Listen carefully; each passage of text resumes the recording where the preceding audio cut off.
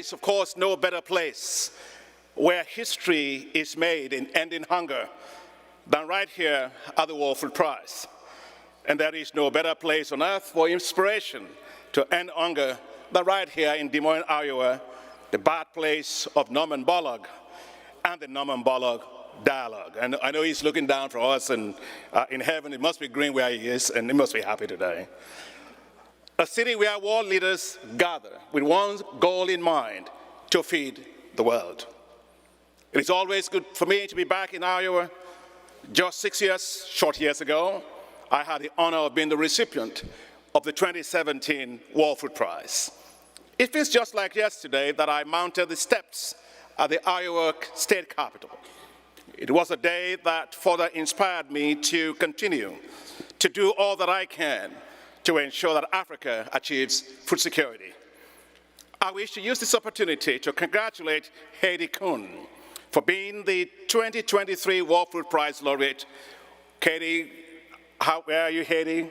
Somewhere here? All right, please give it up to her, yeah. I commend you truly for your incredible and inspiring work. I welcome all of you to this event with the title From Dakar to Des Moines, organized by my institution, the African Development Bank Group.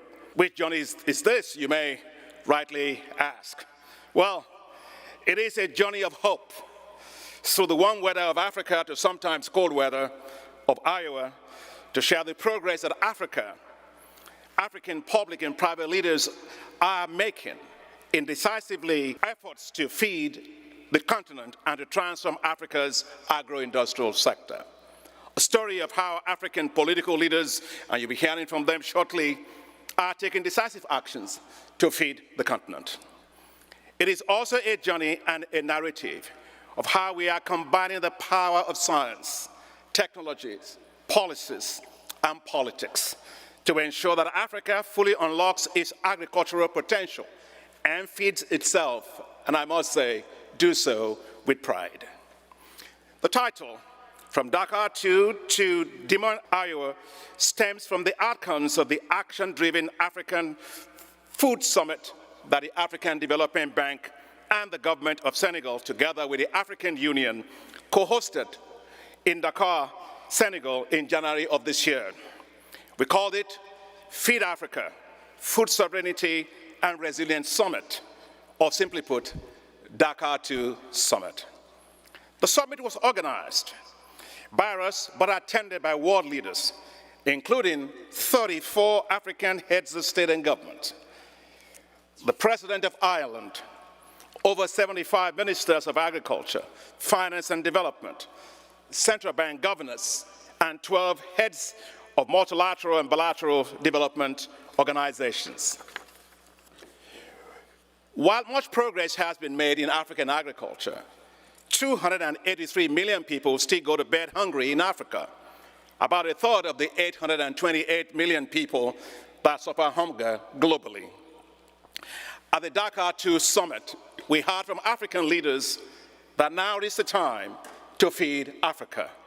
That it was time that we start strategically talking about how to get Africa, which has 65% of the uncultivatable arable land left in the world, to feed the world.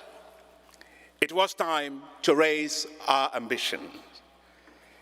It is a call echoed by no other than US President Joe Biden, who said at the US-Africa Summit that Africa has significant unused arable farmland that can be used to transform the continent's agricultural sector and food system. And President Biden went on further to say, Africa has the potential to feed its people and also to help feed the world. I schooled right here in the United States of America, went to good old Purdue University in West Lafayette, Indiana. Some folks are probably here. But I can tell you, I've never had a US president make that statement.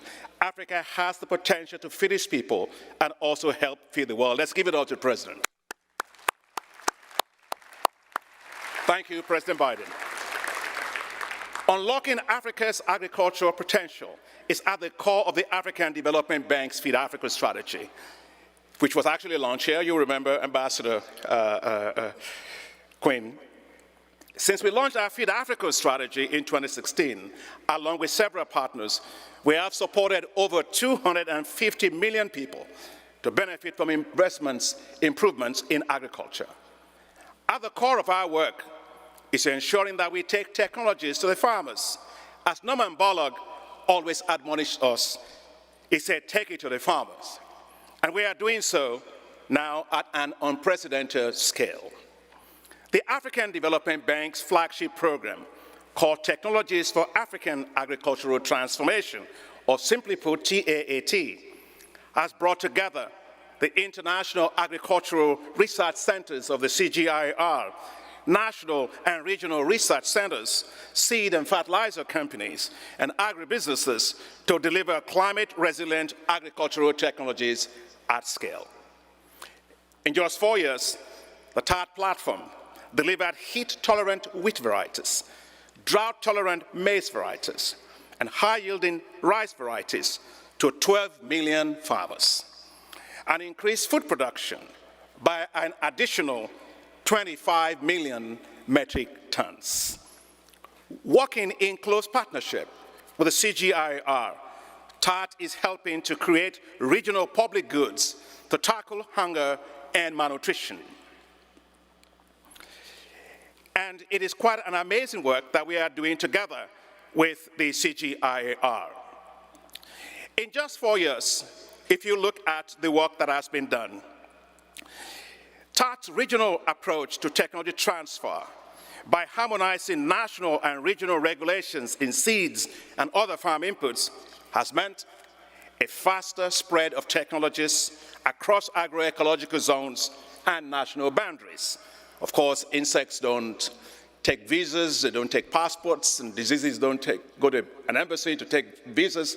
They go across agroecological zones, and what this does is, when you test a technology in one location, you should be able, and now you'll be able to make it flow horizontally across the agroecological zones. We've never had that before in Africa.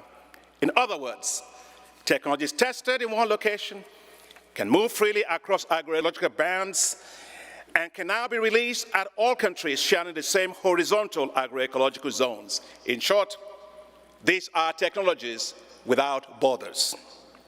Results have been astounding. When drought hit the Southern Africa region in 2019, TAAT came to the rescue. It deployed water-efficient and drought-tolerant maize varieties that came, of course, from the CGIAR, which were cultivated by 5.2 million farmers on 841,000 hectares. As a result, farmers survived the severe drought in Zambia, Zimbabwe, and Malawi. In Ethiopia, and we will soon see Her Excellency the President, TAAT distributed more than 100,000 tons of certified seeds of heat-tolerant wheat varieties.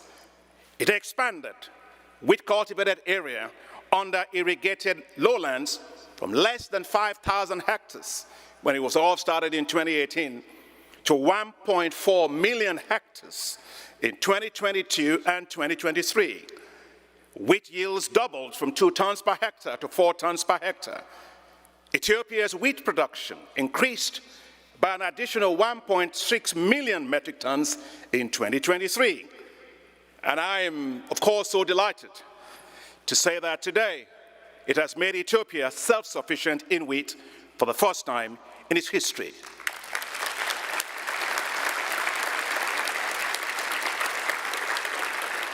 And it became an exporter of wheat to neighboring countries.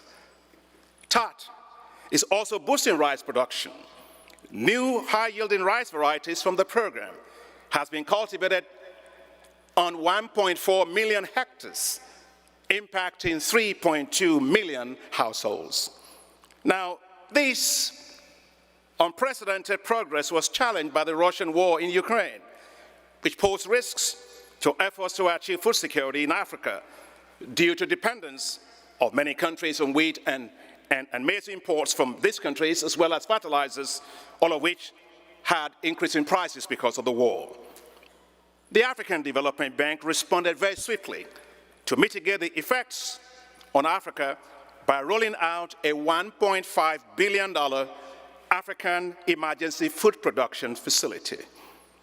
We also got additional support from the United States of America, from Japan, from Norway, from Germany and Netherlands. I said at the time that Africa should not go around with bowls in hand begging for food. Africa should fill those bowls with seeds and plant the seed by itself and be able to feed itself and come out of this particular shock. This initiative is a comprehensive one to help smallholder farmers to replace a shortfall of 30 million metric tons of food imported from Russia and Ukraine, especially wheat and maize. Dear friends, the facility is now providing 20 million African smallholders with climate-smart certified seeds and fertilizers over the next 24 months. It is supporting them to produce 38 million metric tons of food, and that will be valued $12 billion, and that is 8 million metric tons of food, more than the 30 million metric tons of food that Africa will lose from its import from Russia and from Ukraine. Now, we needed to harness this change and do more. And therefore, as leaders gathered for the Dakar 2 summit, we were convinced that we now have the technologies to feed Africa completely. And since then, we have achieved incredible results. What is now needed is continued strong political will to decisively take these successes all across Africa and to fully unlock the continent's agricultural potential. Therefore, 34 heads of state and government did not come to Dakar with prepared speeches. They spoke from their hearts. And one of them said, we must remove the shame that Africa is unable to feed itself. It was such an inspiring moment, and one that I'm sure that our great hero, Norman Borlaug, will have been so happy to witness in the same manner that he witnessed the landmark Africa Fertilizer Summit in 2006 in Abuja, in Nigeria. A major outcome of Dakar 2 was the endorsement of what's called Country Food and Agriculture Delivery Compacts, which provided action and outcome-driven plans to ensure that food security will be attained and to unlock agricultural potential in Africa within 5 years. We are mobilizing internal and external financing to implement these food and agricultural delivery compacts. And so I am delighted to share with you today that at Dakar 2, the development partners announced right there more than $30 billion to support the implementation of the food and agricultural delivery compacts. The African Development Bank itself would provide $10 billion over the next 5 years. Of course, things got better after the summit. Other development partners, many of them are here today, have joined in with further commitments, bringing the total support to over $70 billion US, an unprecedented global effort ever in Africa.